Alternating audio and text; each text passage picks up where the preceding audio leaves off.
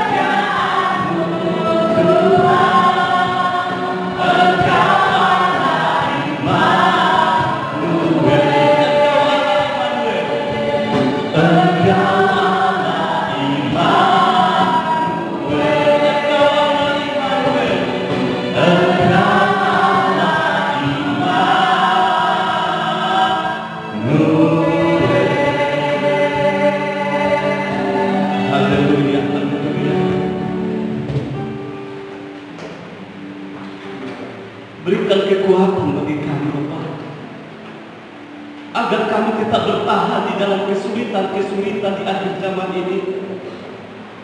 Berikan kemampuan bagi kami, Bapa, agar kami tetap berjalan bersama dengan Tuhan. Kadang-kadang Tuhan izinkan kami berjalan di jalan yang penuh dengan olah duri, di jalan yang penuh dengan batu-batu, di jalan yang penuh dengan tanah yang bergelombang-gelombang. Tapi Tuhan tetap menyertai kami. Bahkan firman-Mu mengatakan, Aku tidak pernah meninggalkan engkau seperti anak yatim piatu. Terima kasih Bapa, terima kasih Yesus. Sekali lagi kuatkan kami Bapa di dalam menghadapi kesulitan-kesulitan akhir zaman ini. Dan hanya firman-Mu yang akan memberikan kekuatan baru dalam setiap kehidupan kami. Oleh karena ini Bapa, malam hari ini kami sangat membutuhkan firman Tuhan. Berfirman bagi kami, pakai hamba-Mu yang penuh dengan keterbatasan ini, singkapkan pengertian firman Tuhan yang benar, agar kami pulang dari tempat ini, kami tidak sama lagi. Firman Tuhan sudah mengubah hidup kami. Firman Tuhan sudah mengubah cara pandang kami di dalam mengikut Tuhan. Sekali lagi Bapak, berfirman bagi kami pribadi, karena kami sudah siap mendengarkan apa yang Engkau sampaikan. Demi nama Tuhan Yesus yang hidup, kami sudah berdoa dan mengucap syukur kepada Tuhan. Haleluya. Kita sama-sama mengatakan amin. Salam. Salam. Bagaimana kabarnya? Bagaimana kabarnya? Puji Tuhan, malam hari ini Tuhan masih memberikan kesempatan bagi kita untuk kita mendengarkan kebenaran firman Tuhan. Terima kasih buat yang baru datang. Om Koko, sobat saya tulis memberkati dalamnya. Dan Taci ini saudara saya. Kotum mendatangi. Tulis memberkati ya. Ini sobat lama itu. Tulis memberkati. Saudara yang dikasih dalam nama Yesus, kita belajar satu kebenaran firman Tuhan, bahwa Tuhan itu tidak pernah gagal. Tuhan itu tidak pernah lalai menepati janjinya di dalam setiap kehidupan kita. Amin. Langit dan bumi boleh lenyap, tapi firman Tuhan tinggal tetap dalam setiap kehidupan kita. Artinya, dunia ini boleh berlalu, tapi janji Tuhan tidak pernah gagal di dalam setiap orang-orang yang berharap dan bersandar hanya kepadanya. Satu tema pada malam hari ini adalah rencana Tuhan tidak pernah gagal. Bagian yang kedua, rencana Tuhan tidak pernah gagal. Bapak Ibu yang terkasih, mari kita renungkan ini. Sudah berapa rencana kita yang gagal dalam 1 tahun ini?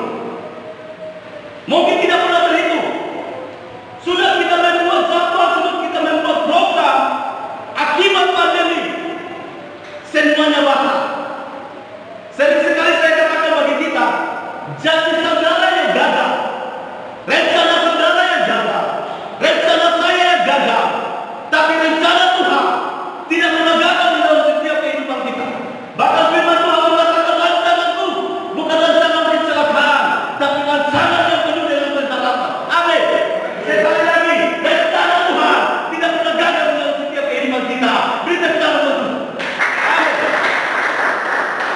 Saudara yang dikasihi, percayalah bahwa Tuhan melihat kita, melihat keadaan kita pada sore hari ini, melihat keberadaan kita, melihat keadaan rumah tangga kita, melihat keadaan ekonomi kita.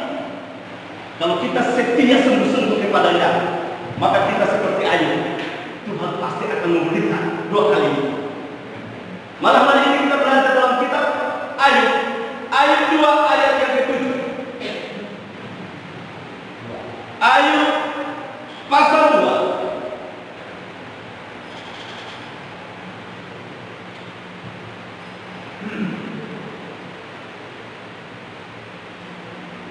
Ayat yang ke-7.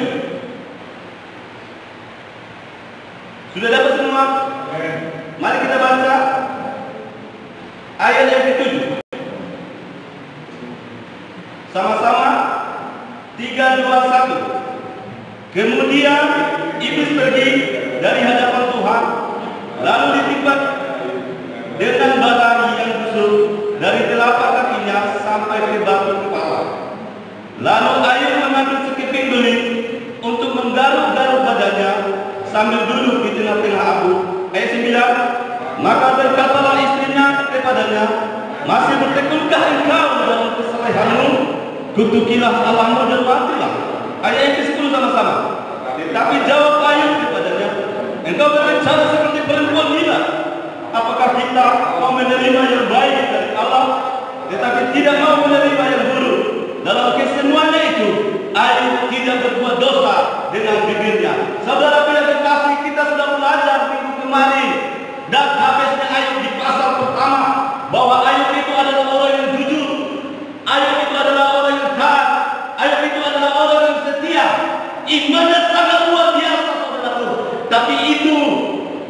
bukan berarti dia bebas dari namanya kesulitan, dia bebas dari namanya sekolah kehidupan, dia bebas dari namanya ujian-ujian kehidupan ini. Dia orang yang taat, dia orang yang jujur, dia tidak pernah melakukan namanya dosa. Tapi dia tidak bebas dari namanya kesulitan hidup. Di pasal pertama firman Tuhan mengatakan apa yang terjadi dalam hidupnya. Anaknya mati, ya. Anaknya berapa? Anaknya berapa? 10 mati. Semuanya mati dalam seketika.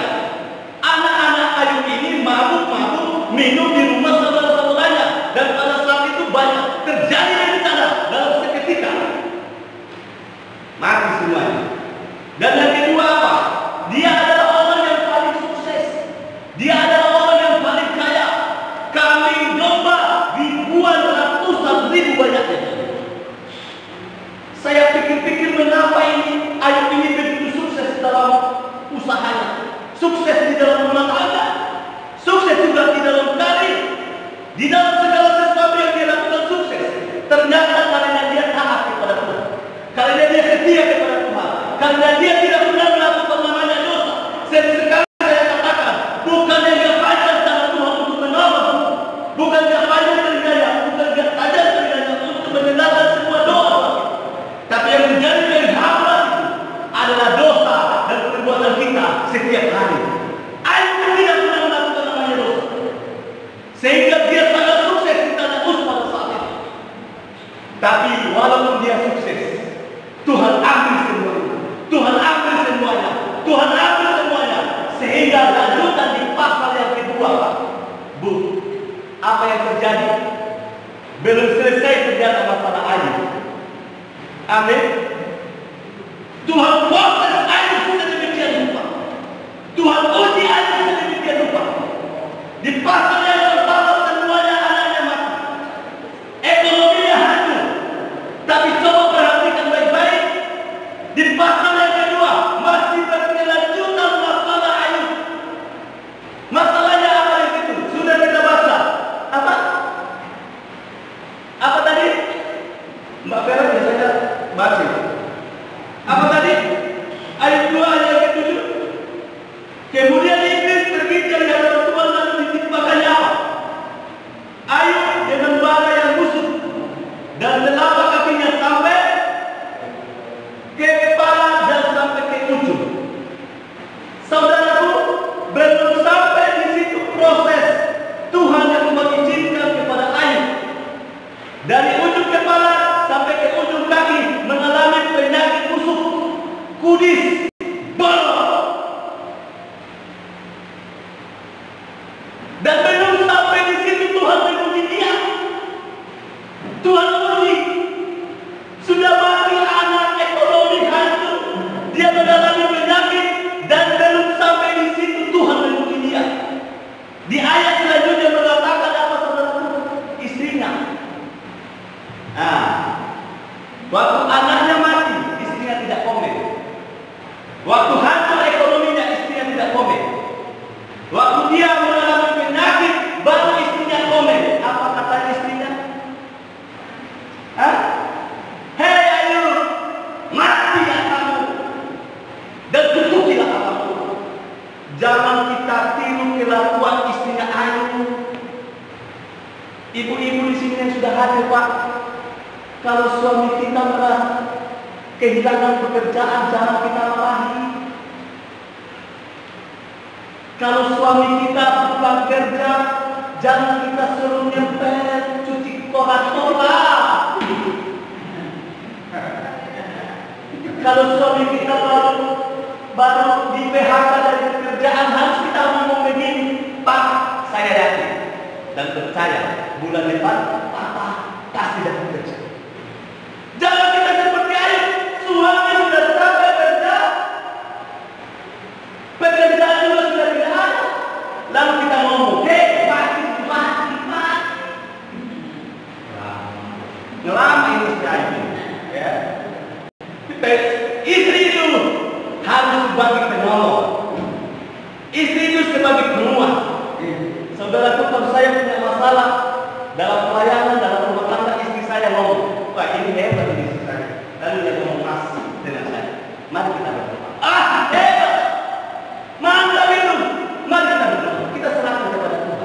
ini luar biasa. Nah, ini yang saya katakan bagi kita, kita harus belajar sisi positif istri Ayub. Kalau istri Ayub mengatakan, matilah engkau Ayub, jangan kita mengatakan itu kepada suami. Tapi kita katakan, saya yakin Pak, Tuhan pasti akan menolong. Tuhan pasti akan memberkati kita. Tuhan pasti akan membuka pintu di tengah pandemi yang kita hadapi saat ini. Itu baru jempol, itu baru mantap. Waktu istri Ayub mengatakan menutupi Ayub, matilah engkau dan tinggalkan Tuhanmu. Apa jawab Ayub? Dia marah. Waktu anaknya mati dia tidak marah. Waktu ekonominya hancur dia tidak marah. Tapi waktu istrinya ngomong begitu menyalahkan Tuhan, dia marah. Apa dikatakan ayat yang 10? Coba ayat langsung. Dia malah menangis. Ayat 10. Klik. Wah, lama itu. Ayo baca. Ayat 2. Coba. 3, 2, 1. Tetapi jawab Ayub, engkau bersalah. Apakah kita mau menerima yang baik dari Allah? Tetapi yang tidak baik menerima yang buruk. Dalam kesemuanya yang kita perhatikan, Ayub mungkin yang berbuat dosa. Walaupun Ayub menutupi hari kelahirannya di tengah masalah, walaupun Ayub memarahi istrinya, tapi firman Tuhan mengatakan Ayub tidak pernah melakukan dosa. Dia mengatakan kepada istrinya, ini balas dari suami. Suami juga harus marah-marah, tapi jangan marah-marah. Wajar tapi Ayub marah sama istrinya, dan dia mengatakan, kamu berbuat tidak. Apakah kita menerima yang baik saja?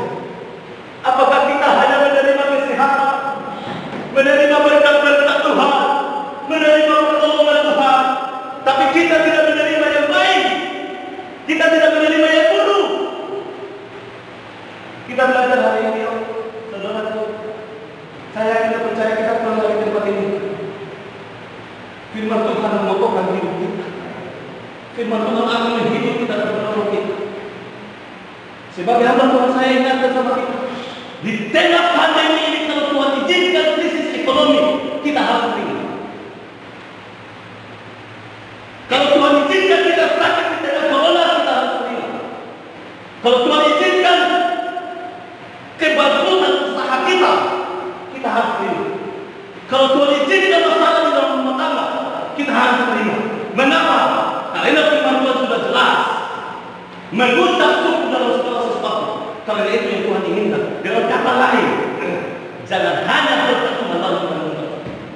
Di tengah kesulitan utama sekali juga, Ayub mengatakan kita harus terima dalam waktu semakin. Amin. Hebat. Saudaraku, waktu saya belajar pribadi Ayub ini kok begitu kuat ya? Sampai apalagi anaknya mati, apalagi ekonominya hancur, kaya raya Pak. Pak Nadi kaya, lebih kaya Ayub. Pak Budi kaya, lebih kaya Ayub. Apa yang tidak punya Ayub? Semua yang dia punya. Dalam seketika itu hancur. Dia mengalami penyakit borok, apalagi dia mengalami namanya suatu tekanan sama istrinya, keluarganya, teman-temannya meninggalkan dia. Tapi apa dia bilang? Tuhan yang memberi. Wah, ini dia Pak. Tuhan yang mengambil. Terpujilah nama Tuhan. Lalu dia jelaskan di dalam firman Tuhan yang Pak. Ayub pasal pertama dia mengatakan begini, waktu saya lahir tidak membawa apa-apa.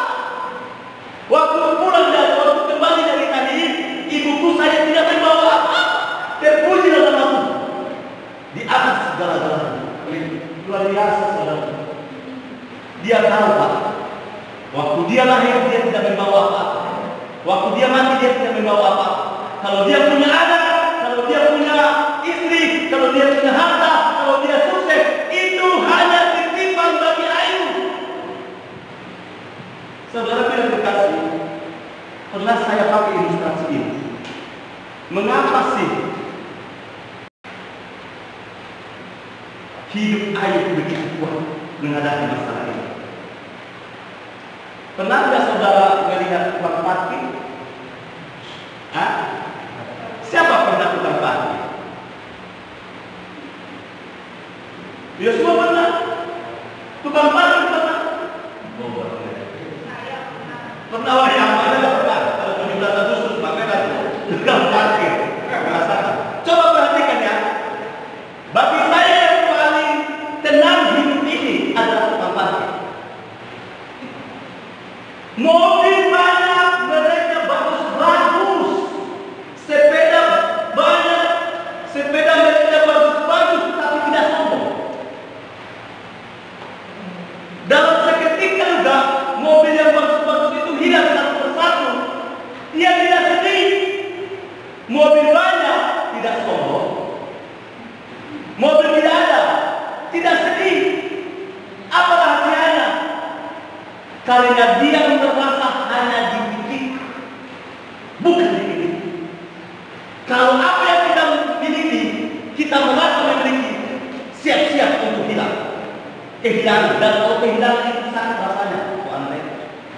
Ya, jadi tukang parkir itu dia tidak merasa memilikimu, tapi merasa dititipkan kau sombong, dititipkan harta kau sombong, dititipkan anak kau sombong, dititipkan suami kau sombong, dititipkan rumah kau sombong. Itu semuanya hanya dititipkan. Makanya tukang parkir itu tenang. Nah demikian juga Ayub pada saat itu. Dia tidak merasa memiliki semuanya. Dia tidak merasa itu. Tapi dia merasa semua yang saya punya itu hanya titipan kita.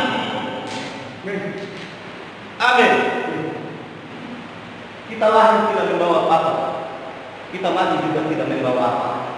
Kalau tidak membawa apa-apa, semua yang kita miliki itu hanya titipan. Kalau ini konsep yang kita lakukan di dalam begitu Tuhan, kalau anak-anak kita hilang, kalau kita mengalami kebangkrutan, kita tidak pernah pusing, kita tidak pernah bunuh diri, karena kita percaya itu semuanya hanya titipan dan suatu saat Tuhan gantikan berlipat-lipat kali ganda. Berikan kita nama Tuhan. Amin. Tapi yang saya bagikan bagi kita, mengapa sih Ayub ini sungguh-sungguh kuat di tengah ujian? Nah ini dia. Mengapa Tuhan menguji kita di tengah rencananya yang besar? Ada 3 hal yang harus saya bagikan bagi kita. Kalau ada buku, ada pulpen, catat baik-baik supaya kita bisa baca di rumah kalau kita pulang dari tempat ini. Ya, mengapa Tuhan menguji kita di tengah rencananya yang besar? Mari kita lihat di dalam ayat 23 ayat 1. Ayat 23, bisa cepat? Oh, enggak bisa cepat ya. Asal yang bisa cepat. Ayo asal bantu saya. Cepat ya. Enggak cepat saya ganti. Cepat. Nah, kalau saya ganti repot kita. Oke. 3, 2, 1. Karena dia tahu dalam hidupku, seandainya dia mengikuti aku akan timbul seperti emas. Berarti saudaraku, mengapa Tuhan menguji kita di tengah rencananya yang besar? Yang pertama, supaya hidup kita mungkin. Sering sekali saya katakan bahwa hidup ini tidak sempurna. Kadang-kadang kita jatuh di dalam lubang yang sama. Kadang-kadang kita jatuh di dalam dosa. Tapi ketika kita masuk di dalam ujian itu menyadarkan kita supaya jangan lagi kita hidup di dalam dosa, supaya jangan lagi kita tinggal di dalam dosa. Sebab kalau kita hidup di dalam dosa, maka ujian itu cukup berat sama kita. Saya katakan bagi kita, bukan ujian yang begitu berat, tapi ketika kita hidup di dalam dosa, dosa yang menekan kita di tengah ujian. Amin. Makanya sekali lagi saya katakan bagi kita, yang pertama, apa yang kita pelajari dalam toko firman Tuhan ini, dalam firman Tuhan ini adalah mengapa Tuhan menguji kita di dalam rencananya yang besar. Dia sedang menguji hidup kita. Dia sedang memulihkan hidup kita. Bapak Ibu yang terkasih, yang saya kasihi dalam nama Tuhan Yesus Kristus,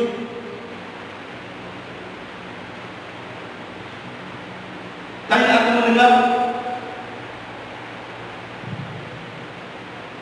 kita berdoa ya supaya ada AC sampai keringat menetes di mata saya.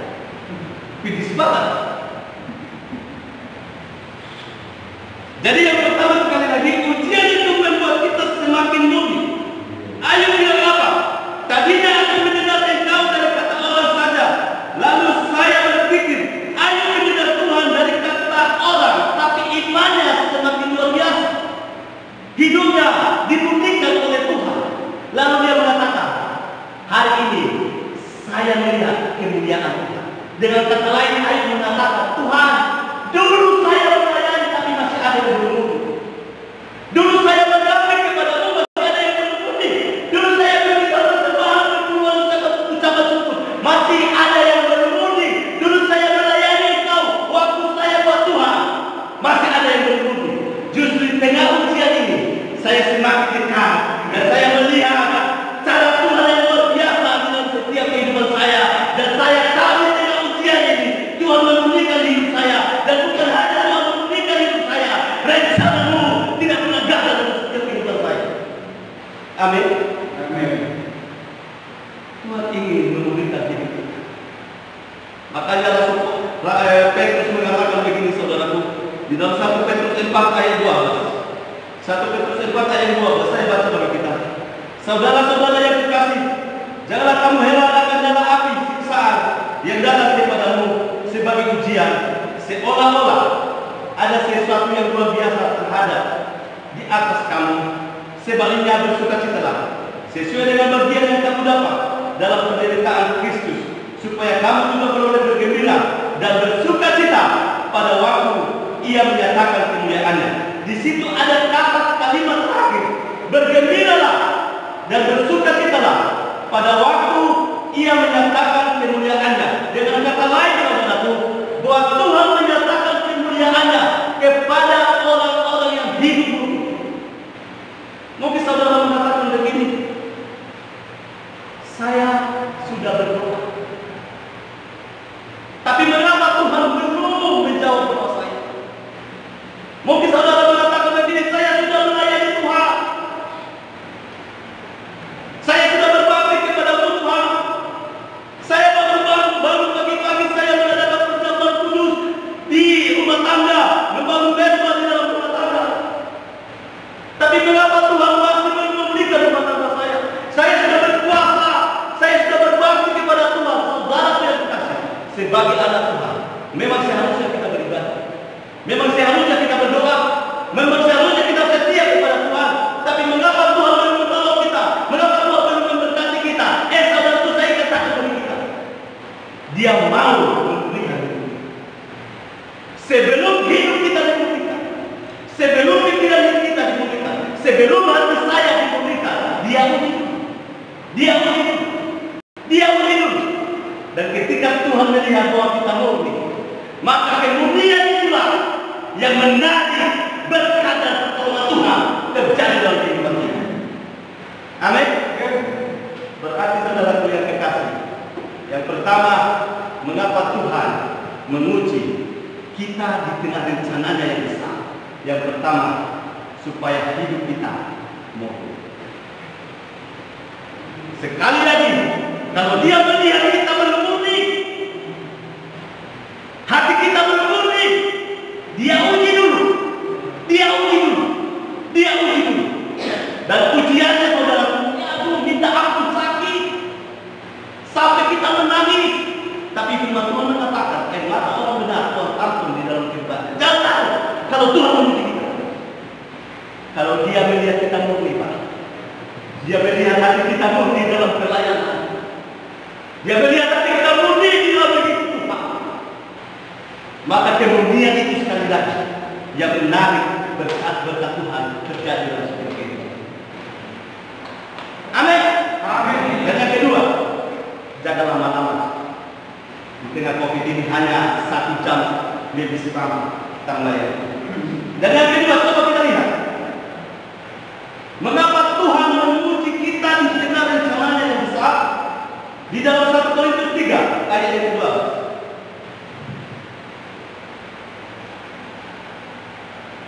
1 Korintus 3 ayat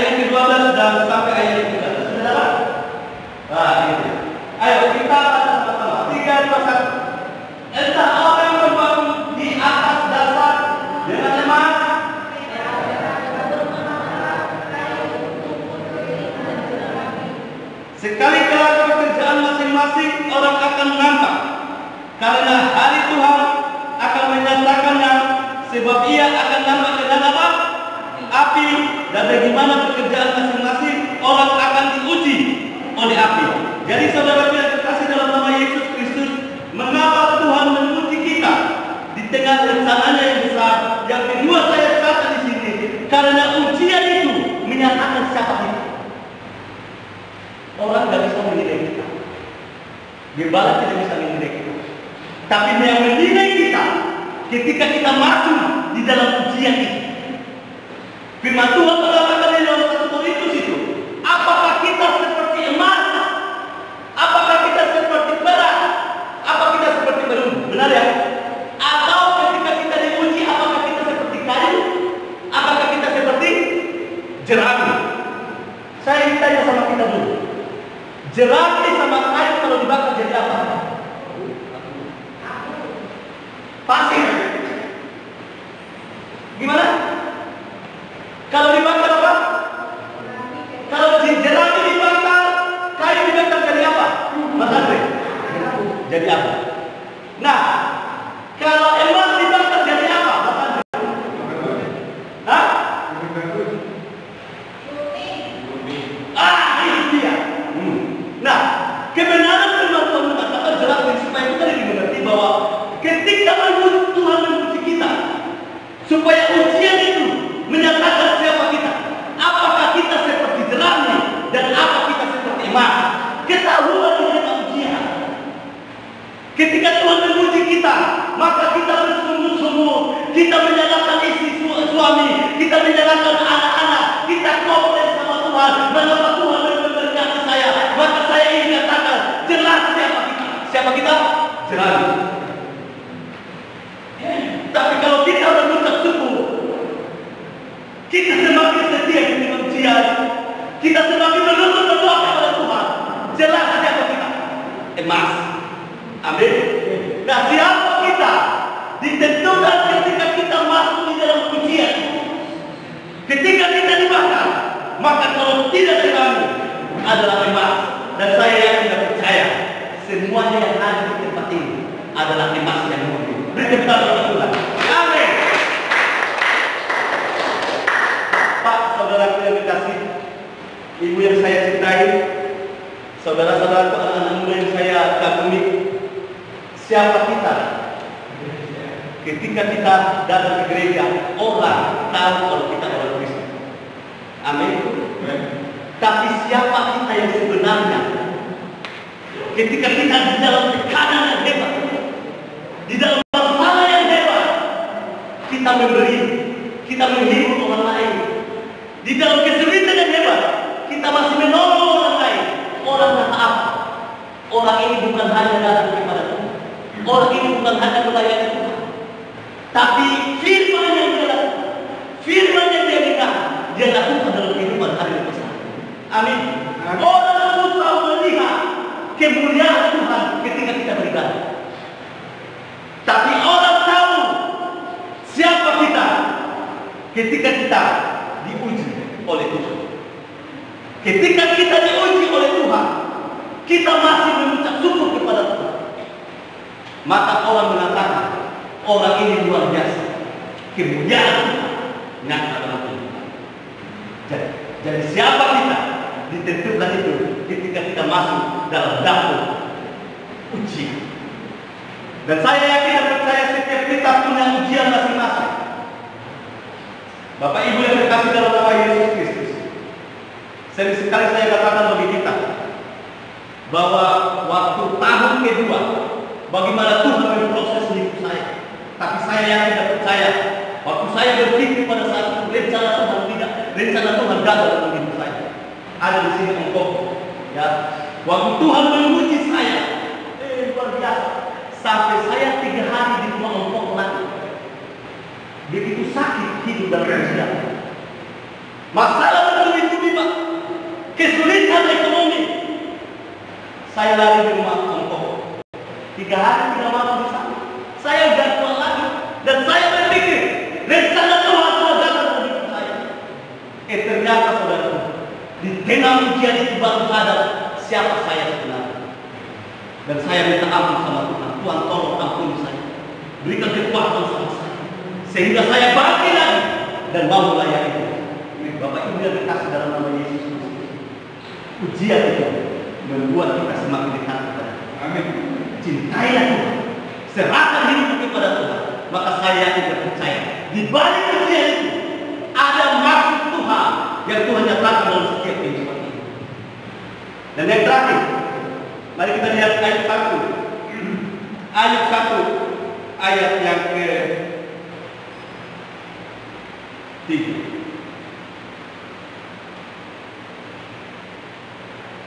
Yakobus 1 ayat ke-3. Yakobus 1 ayat ke-3. Mengapa Tuhan menguji kita di tengah rencana yang besar yang ketiga ini? Ayo, Yakobus 1 ayat ke-3. Ayo. Baca. 3, 2, 1. Sebab kamu tahu bahwa ujian yang terhadap iman itu menghasilkan. Mantap sekali. Ini pasti kalau soal berkat-berkat itu senang kita ya mendengarkan ini. Coba belajar saya baca ya. Sebab kamu tahu bahwa ujian terhadap iman itu menghasilkan ketekunan. Berarti mengapa Tuhan menguji kita di tengah rencananya yang besar? Yang ketiga adalah karena ujian itu menghasilkan sesuatu. Coba kita perhatikan. Pasal pertama, pasal kedua kita ayat itu begitu berat ujian yang dihadapi oleh ayat. Tapi kalau kita lihat di dalam ayat 42, ketika ayat setia, ketika ayat taat terus, ketika ayat tidak pernah menyalahkan Tuhan, maka Tuhan melimpahkan berkat yang luar biasa dalam kehidupan. Artinya ujian itu menghasilkan ketekunan dalam kehidupan ayat. Tuhan gantikan tidak semua kerugian ayat. Tuhan gantikan tidak? Tuhan gantikan 2 kali lipat. Dengan kata lain, ujian ini sebenarnya menghasilkan sesuatu dalam setiap kehidupan kita. Amin. Ketika kita SD, guru menguji kita. Ketika kita lolos, akan menghasilkan apa? Naik kelas. Benar enggak? Ketika kita SMP, diuji guru kita, menghasilkan apa? Naik kelas. SMA, diuji guru kita, menghasilkan apa? Naik kelas. Berarti ujian itu bukan musuh sebenarnya. Ujian itu jangan sampai kita mengatakan, waduh saya tidak mau menerima masalah, saya tidak mau menerima ujian ini. Sungguh benar, saudaraku, kita salah. Ujian itu sebenarnya menghasilkan sesuatu dalam hidup kita. Ketika kita setia di tengah ujian itu, maka Tuhan akan merancangkan rancangannya yang sangat luar biasa dalam setiap kehidupan kita. Nah, kebenaran cuma Tuhan sekalian. Sebab kamu tahu bahwa ujian itu terhadap imanmu itu menghasilkan apa? Ketekunan. Jadi ujian itu sebenarnya menghasilkan ketekunan. Ketekunan apa? Berdoa. Ketekunan apa? Ibadah. Ketekunan apa? Melayani kita. Iya, kita. Amin. Bapak Ibu yang terkasih, saya yakin dan percaya pandemi ini adalah salah satu ujian yang Tuhan nyatakan bagi orang-orang yang benar. Coba perhatikan, di tengah pandemi ini banyak teman-teman yang ngomong sama saya, Pak Pendeta, mengapa tidak dibuka ibadah dengan minggu hari Jumat? Saya mau ke gereja, kalau hari ini tidak ada waktu. Berarti kan dia mau mencari Tuhan di tengah ujian. Artinya apa? Di tengah ujian ini kita lebih tekun lagi kepada Tuhan. Kita lebih sungguh-sungguh lagi berdoa. Kita sungguh-sungguh lagi setia melayani Tuhan. Kalau kita setia sungguh-sungguh melayani Tuhan, maka di tengah ujian itu akan menghasilkan sesuatu. Tuhan akan memulihkan setiap kehidupan kita. Beri tepuk tangan buat Ibu. Ternyata ujian ayat itu luar biasa. Sangat-sangat luar biasa. Kalau saya membandingkan ujian saya dengan ujian ayat, waduh, tidak seberapa ujian saya. Mungkin ujian saya yang Tuhan izinkan itu hanya ekonomi, hanya rumah tangga. Tapi kalau ujian ayat itu luar biasa. Sampai dia menutupi hari kelahirannya. Dia mengatakan, lebih baik saya mati daripada saya hidup begini. Tapi firman Tuhan sudah jelas walaupun dia menutupi hari kelahirannya, dia tidak pernah berbuat dosa di hadapan Allah. Oleh karena itu sekali lagi bagi kita, apapun masalah yang kita hadapi hari ini, mungkinkah anak, mungkinkah pekerjaan, mungkinkah pelayanan, tetap bertekun kepada Allah, tetap melayani Tuhan, tetap setia kepada Tuhan. Dan saya yakin dan percaya, dia pasti akan menyatakan kuasa dan pertolongannya di dalam setiap kehidupan. Biarlah firman Tuhan yang sangat sederhana ini menjadi kekuatan baru dalam setiap kehidupan kita. Sesi yang ketiga, minggu besok saya akan sampaikan bagi kita dan semuanya kita harus ada. Saya mengundang ke musik maju ke depan.